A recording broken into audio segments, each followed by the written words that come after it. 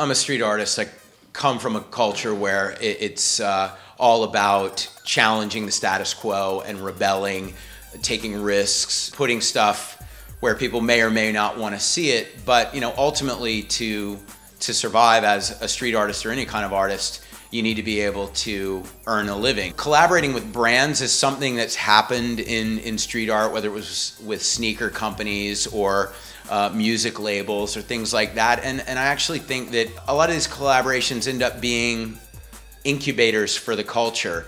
And for me, working with Hennessy, with the quality of the product and the ethos, the legacy, it was a really logical thing for me to do because I knew that they were well respected and that they would present a really awesome showcase for my work. I did a lot of research about the history of Hennessy and about other projects that they've done, and I just felt like the sophistication and and the quality was something that no one could really argue with. It's a great product, and I'm happy, I'm honored to do it. Because I come from street art, there's always going to be this attitude that it should be about the purity of free expression in public space, and that there shouldn't be anything commercial about it. But and I think that is really a valuable component of street art. But street art can't happen if people can't afford to buy paint, make posters. And for me, the the mindset that if you're a street artist, you're not allowed to do anything more is it's a dead end.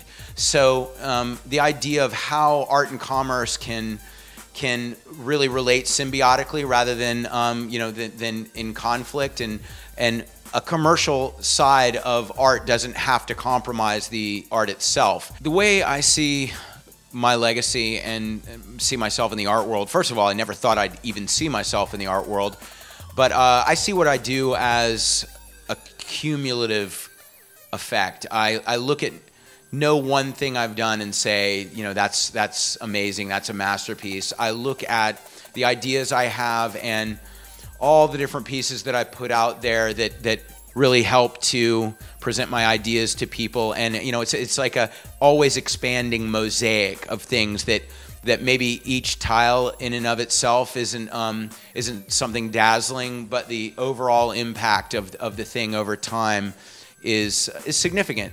The art world has its systems and its parameters, and every art form might start off as even graffiti started off as, hey, this is about rebellion and anything goes, but it can sometimes develop an orthodoxy. And for me, looking at ways to innovate and avoid succumbing to the rules that are inevitably created around any culture, that's the way forward.